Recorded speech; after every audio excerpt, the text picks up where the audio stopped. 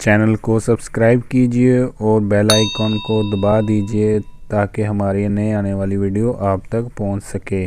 بسم اللہ الرحمن الرحیم۔ السلام علیکم دوستو، امید ہے آپ سب ٹھیک ٹھاک ہوں گے۔ آج ہم بات کریں گے دوران عدت نکاح کی ممانعت کے حوالے سے کہ ایک طلاق یافتہ یا شوہر کی وفات پر یا تنسیخ نکاح کے دوران عدت نکاح کی ممانعت کے حوالے سے شرعی اور قانونی حیثیت سے ہم بات کریں گے۔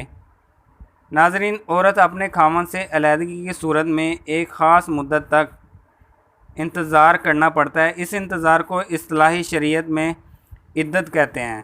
یہاں علیحدگی، طلاق، شوہر کی وفات یا کسی بھی اور وجہ سے ہو سکتی ہے۔ شریعت نے عورت پر جو یہ پابندی عائد کی ہے، اس کے پیچھے بہت بڑی مصلحت ہے۔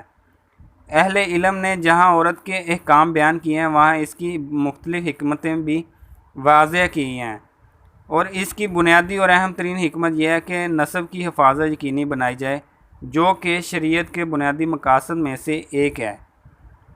عدت کی مدت تک یہ واضح ہو جاتا ہے کہ عورت امید سے تو نہیں، اور مدت گزرنے کے بعد وہ اپنے بارے میں یہ فیصلہ کرنے میں آزاد ہوگی کہ وہ آگے زندگی میں کیا کرے۔ اب سوال یہ ہے کہ دوران عدت عورت نکاح کر سکتی ہے کہ نہیں۔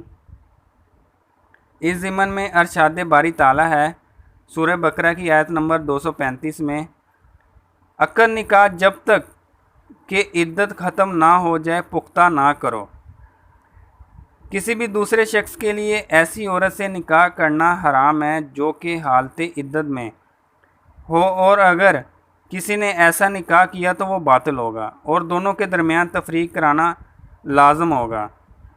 البتہ اگر طلاق بائن دینے والا شوہر ہی دوبارہ دوران عدت اسی عورت سے نکاح کر لے تو اس کے لیے جائز ہے، بلکہ عدت کے لازم ہونے کی وجوہات میں سے ایک وجہ یہی ہے کہ یہ خاوند کا حق ہے کہ اسے دوبارہ سے رجوع کرنے کے لیے سوچ و بچار کا وقت دیا جائے، لہٰذا عدت اسی کے بچے کی نسب کی حفاظت کے لیے واجب ہو گئی ہے۔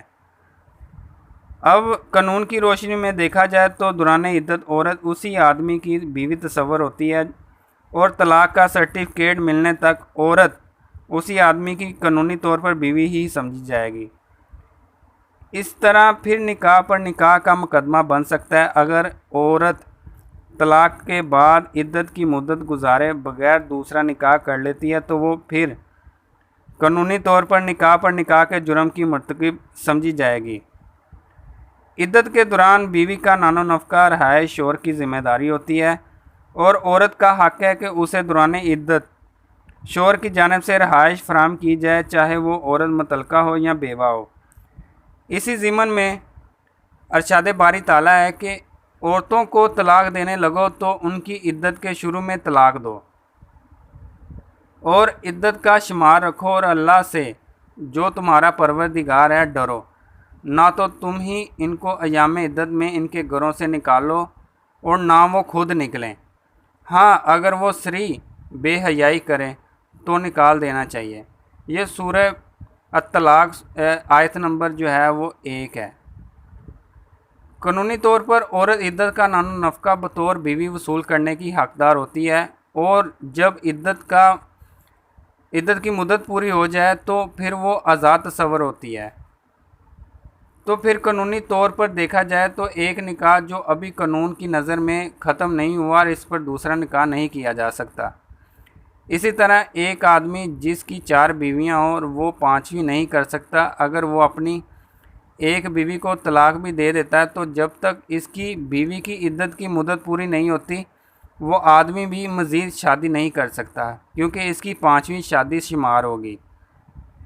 عدت کے دوران میاں بیوی کا رشتہ شرعی طور پر ختم ہوتا ہے، قانونی طور پر قائم رہتا ہے، اور اگر بیوی کا حمل ہو تو قانونی طور پر آدمی کی ذمہ داری ہوتی ہے کہ وہ وضع حمل تک عدت کی مدت شمار کرتے ہوئے بیوی کو نان و نفقہ ادا کرے، جو عورت اور بچوں کا حق ہے، مگر عدت کی مدت کے بعد بیوی نان و نفقہ وصول نہیں کر سکتی۔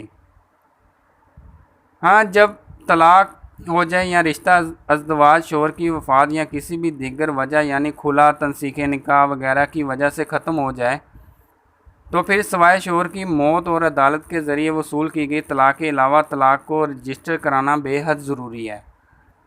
وفاقی شرعی عدالت نے بھی نکاح طلاق کی رجسٹریشن کے قانون کا اسلامی تعلیمات میں جائزہ لینے کے بعد قرار دیا کہ قانون کی خلاف ورزی پر مقرر کی جانے والی سزاؤں کو بھی اسلامی تعلیمات سے ہم آہنگ قرار دیا جائے۔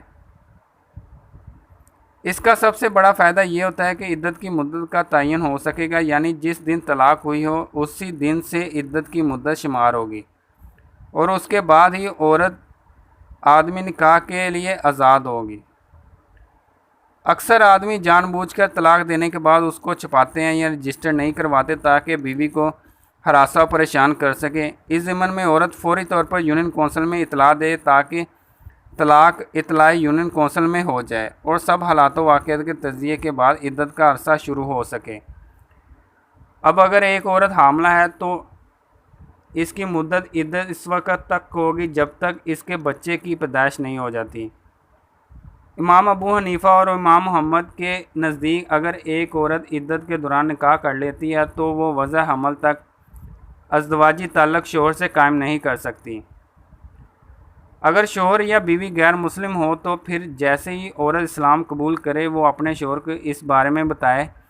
اب اگر شوہر عدت کی مدت میں اسلام قبول کرے تو شادی برقرار رہے گی مگر وہ غیر مسلم رہے، اور عدت کی مدت گزر جائے تو پھر شادی ختم ہو جائے گی۔ عدت کی مدت دراصل غیر مسلم شوہر کے لیے ایک موقع ہوتا ہے، اگر وہ اسلام قبول کر لے تو شادی برقرار رہے گی اور اگر نہیں کرتا تو پھر ایک مسلم عورت کے لیے مناسب نہیں کہ وہ غیر مسلم شوہر کے ساتھ رہے۔ لاہور کی ایک عدالت نے 2005 میں اپنے فیصلے میں کہا کہ ایک مخصوص طریقہ کار واضح ہونا چاہیے جس سے پتہ چلے کہ اگر شوہر عدت کی مدت کے دوران اسلام قبول نہیں کرتا تو پھر شادی کو کس طرح سے منسوخ کیا جائے۔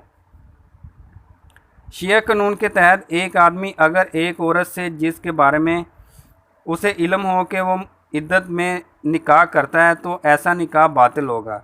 اگر اس نکاح کے بعد زوجین کے درمیان ازدواجی تعلق بھی قائم ہو جائے تو پھر فریقین کبھی بھی آپس میں قانونی شادی نہیں کر سکتے جب تک کہ وہ عورت اپنی عدت کی مدت پوری نہ کرے، اس کے بعد ہی دوبارہ سے تعلق جوڑ سکتے ہیں۔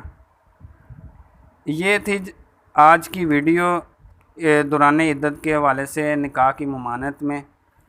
اگر آپ کو ویڈیو پسند آئی ہو تو اس کو لائک، سبسکرائب اور شیئر ضرور کیجیے گا۔ اپنا خیال رکھیے گا۔ اللہ حافظ۔